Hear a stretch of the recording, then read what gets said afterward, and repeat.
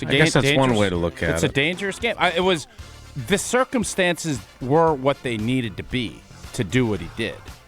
And I would not be criticizing him if it didn't. Well, I would be criticizing him, but not to the degree that I think a lot of people would. Listen, so if it hadn't worked, you'd still criticize. Here's the deal. That's the life that is the life of being a coach, man.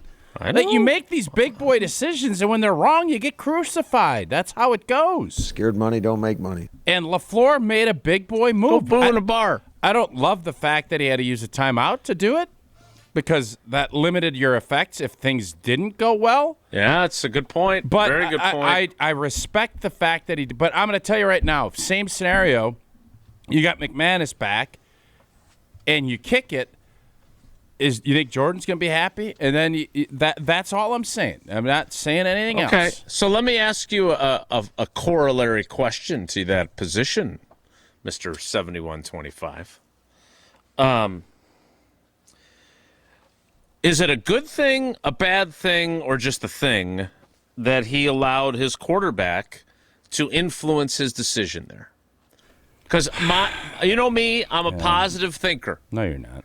Yes, I am. You are Nancy negative, and you're worried about everything. I worry for sure. No, that's being negative. Positive. Oh my God, my kid! I can't let him water slide down a 3-foot hill. Like, what are you talking about? You're positive. If you would occasionally read my work, I think you would see that I generally take the positive angles. I did not write about how bad Nate Hobbs was. I do 15 hours a week with you for 10 years. I know how you operate. You're not positive. Jesse, is he positive? I would not put positivity as one of the and that's top all right. 3 Now, do you look adjectives. for positive angles to tell stories? Of course you do. But come on now. That's all I'm saying. If we could knock his side, though. In fairness, not trying to be negative, but that's not positive. In the grand scheme right now, I'd say he is pretty positive.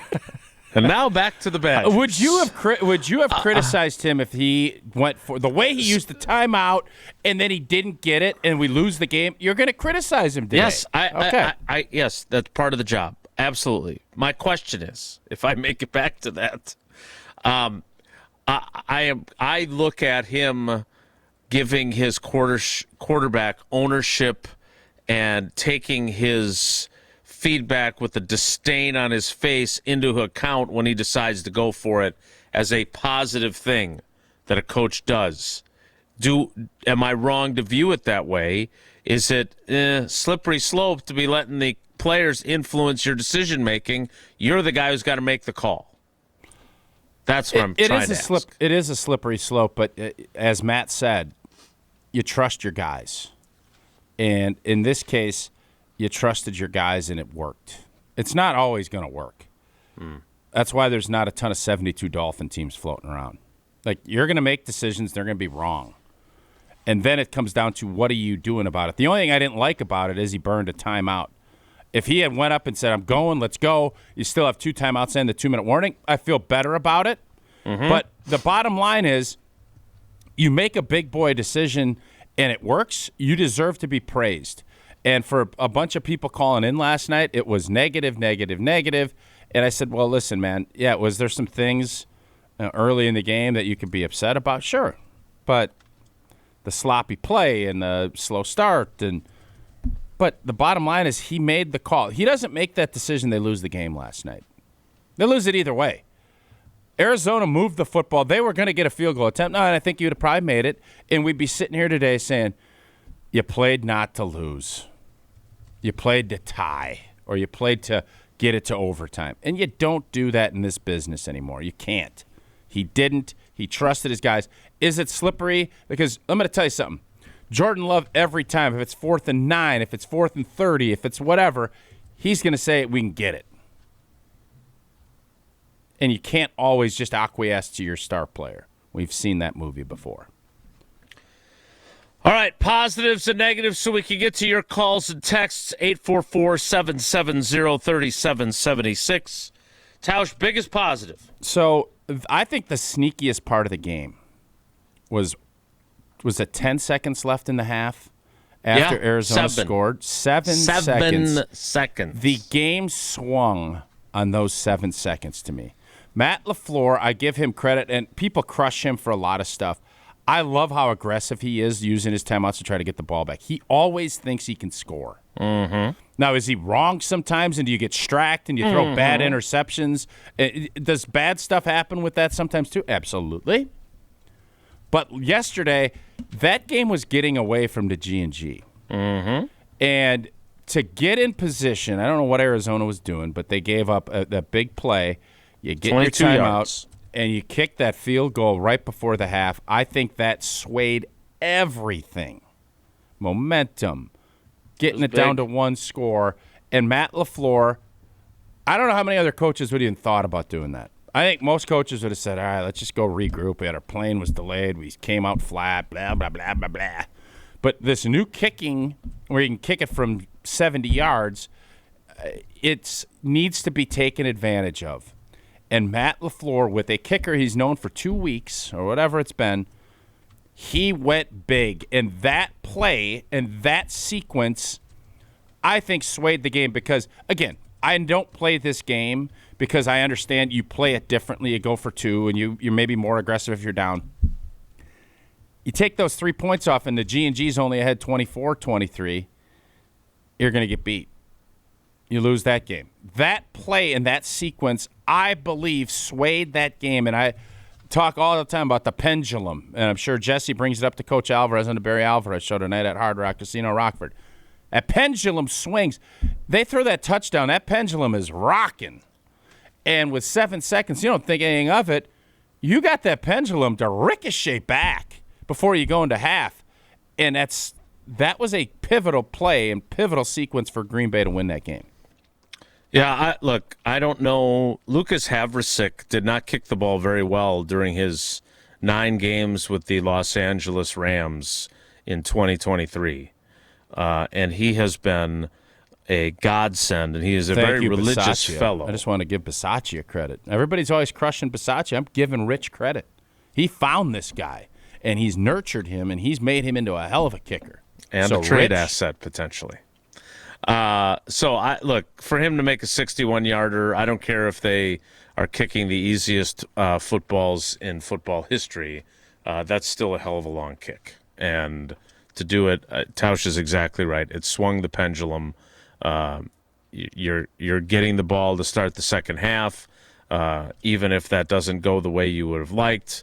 You're in a position that you've stopped the bleeding and you've got some momentum going into the second half. I do think it's fascinating. I saw this stat from Rob Domofsky. The Packers, they have spent most of the season in the lead. If you think about it, even the games that they lost or tied, they had leads.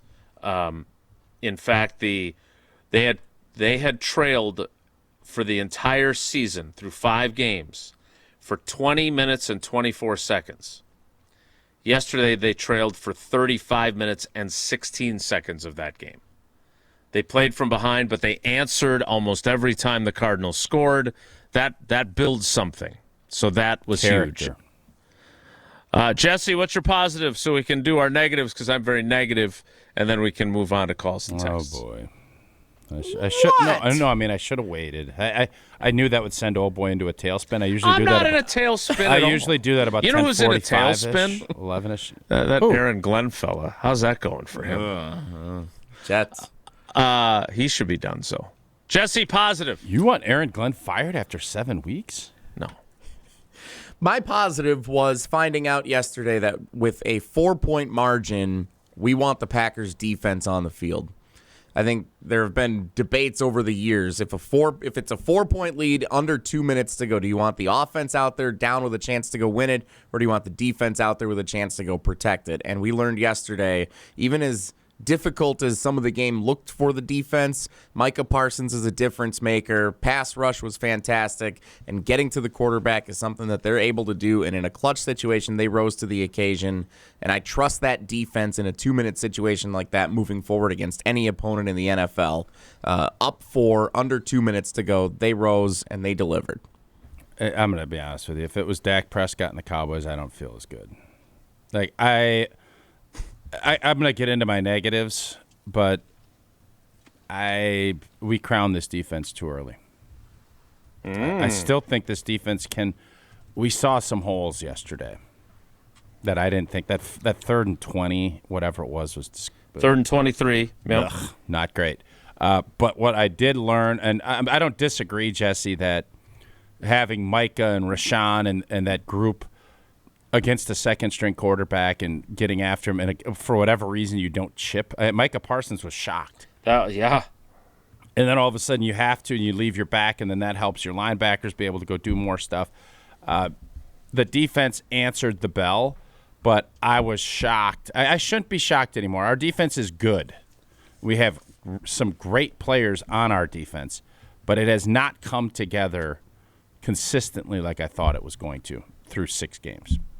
I was a little bit, I guess I could say, hoodwinked by those first 2 games. Pulled the wool over your eyes. I was maybe just blindly saying, oh, my God, because it was so fun.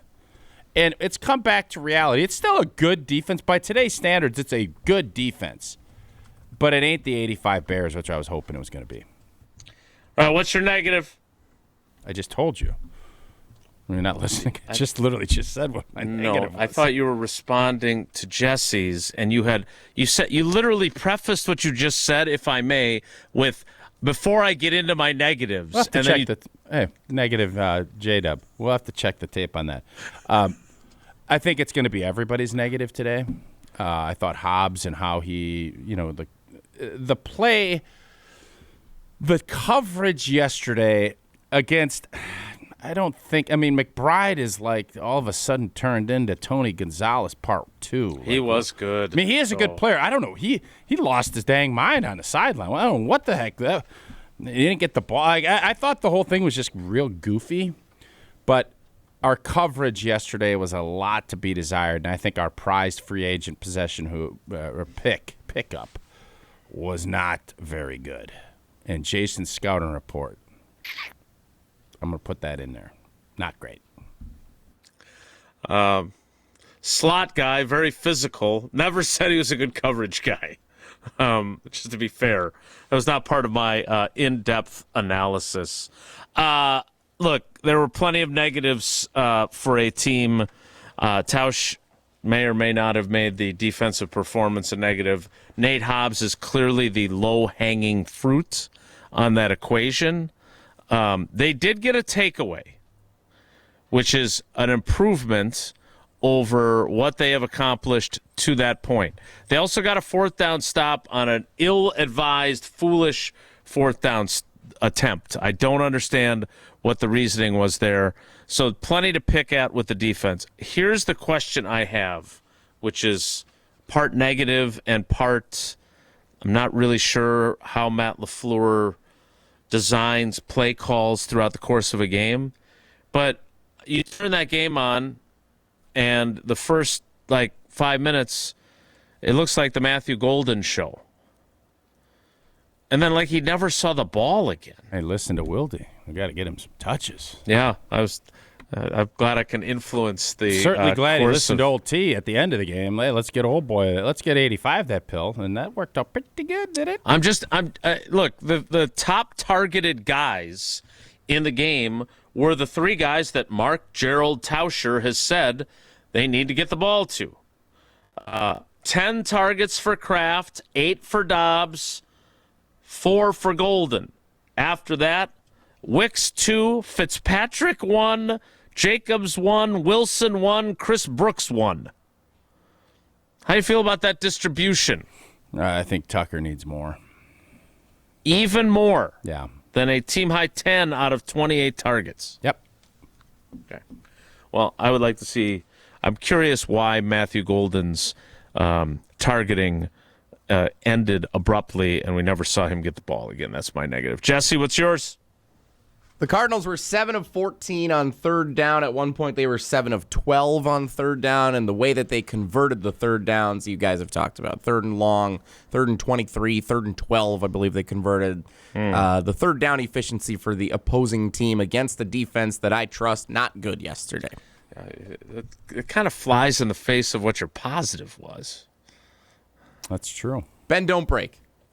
Tausch, speaking of positives and the power of positive thinking, how positive were your picks on Prize Picks? I think we did all right yesterday. I think we did okay. I don't know if Jordan Love, what was his rushing yards? What did he end up with? I have that right here for you. I picked it yesterday. Jordan too. Love ran 4 times for 22 yards. Yeah, so the more hit. Yep, hit the more on which that. is nice. Yeah, we had a pretty good day. Passing yards 179. That was less. Tucker Kraft more than 3.5 receptions. I That was took with easy. you. Yeah, Yeah, we had a good day.